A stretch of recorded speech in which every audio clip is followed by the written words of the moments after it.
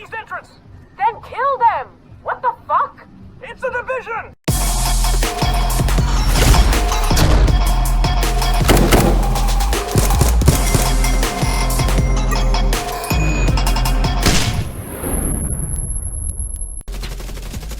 Agent in need of backup. What the fuck is wrong with you? You faded, bro. We're doing 1v1s, bro. We're fucking you bitch. Somebody come get. Vital signs critical. We're doing 1v1s, bro. Oh yeah, I'm doing 1v1. Bro.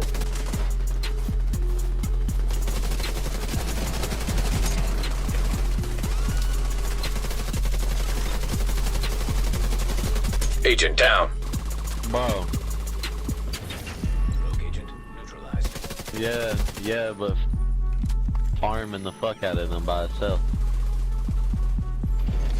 Rogue agent neutralized nearby.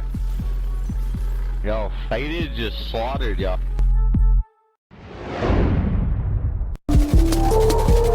That T6 defender drone's been putting in fucking work. Holy shit.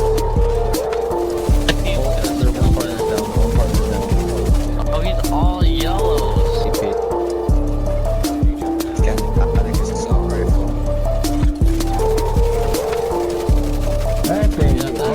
That's the guy right there.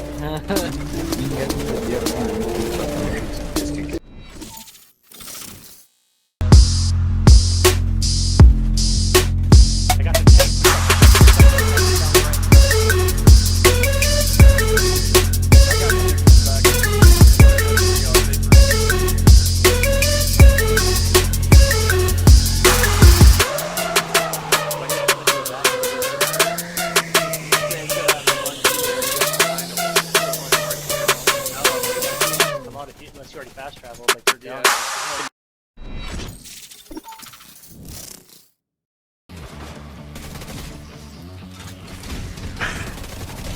Oh, that almost got me.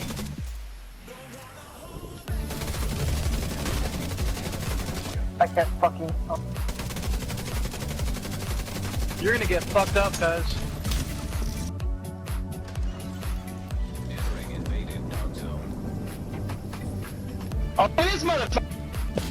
Alright! It's still coming! What the fuck? I didn't even stop at the door for a second! Oh, fuck.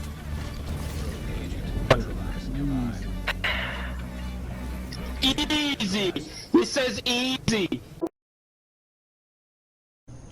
Hello agents and welcome to this exotic drop edition of Building Outside the Box. I realized I haven't really introduced myself before. So hi, I'm Faded. I have too much playtime in this game. I'm a gamer with a YouTube, not a YouTuber who plays games. It's very important to know the difference, but that's not why we're here. Really, the majority of you are just here for the build, but you've probably already skipped to the screenshot. Those of you still listening, you see, this build is very important to me. Why? Because the story of this build is also the story of my channel. Please, give me a moment to explain. Let's go back 1 year. TU11 was drawing to a close, TU12 was on its way. The meta had fully shifted to the blue, and rainbow rolls were being protested heavily in the message boards. This infuriated me, believe it or not. Because you know, there's always that one guy in the group who'll take anything that glitters, even though it's definitely not gold. That's me, the fringe builder. Gotta try it anyway kind of guy. The game actually had been dumbed down so much by Gear 2.0, farming became almost pointless. In turn, killing the PvE side of the game, other than speedrunning the raids. The Dark Zone was also heavily watered down. Mostly just morons camping each other at checkpoint doors.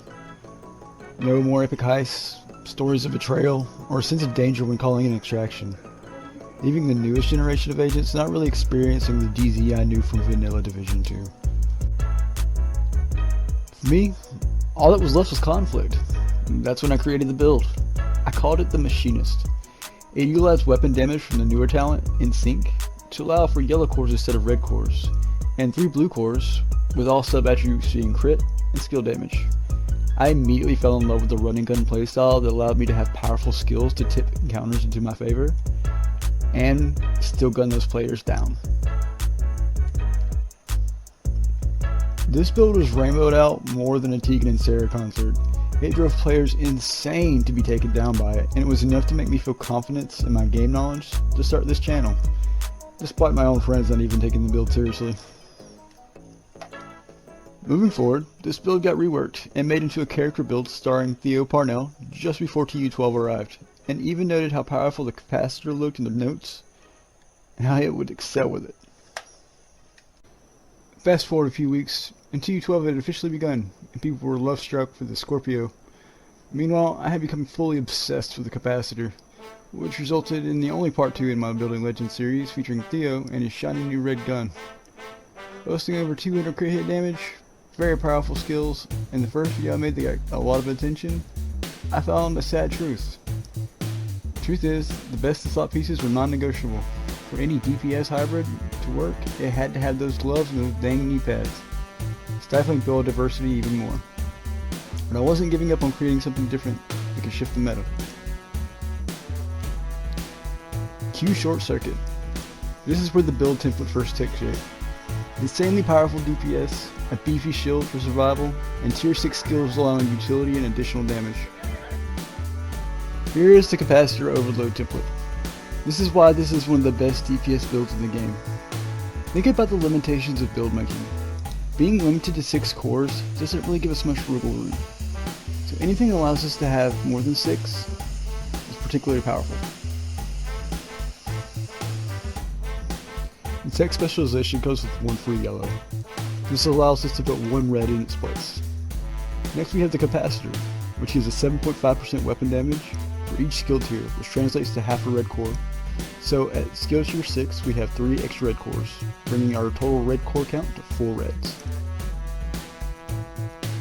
I would also like to note, when the Capacitor is fully charged, it gives you 60% skill damage, which is the equivalent to having skill damage roll on every piece of your gear, removing the need to do so on the actual build. Next up, the Memento. Best in slot for any crit Capacitor build, because it gives armor, a crucial skill share yielding 7.5% weapon damage, and a red core, which gives us an additional 15% weapon damage.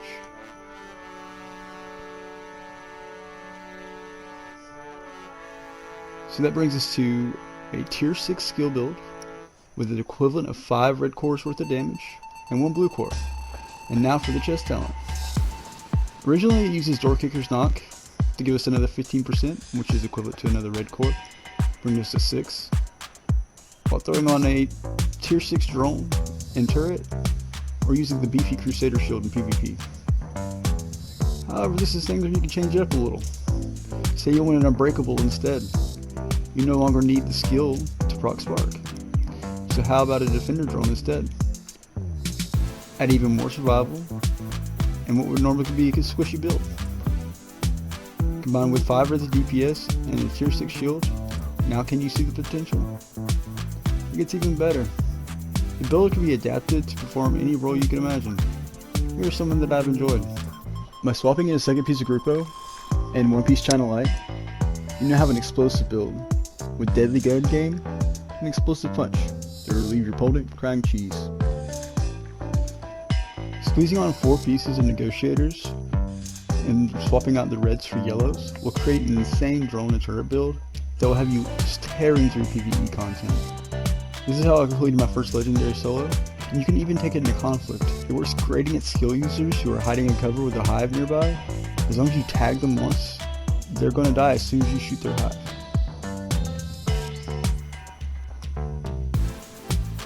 One of my personal favorites, the Paladin, uses the Motherly Love Gloves and the Forge to turn the shield into a beefy solid wall, which helps you stay up while you heal your teammates and still put players down just the same as any DPS build.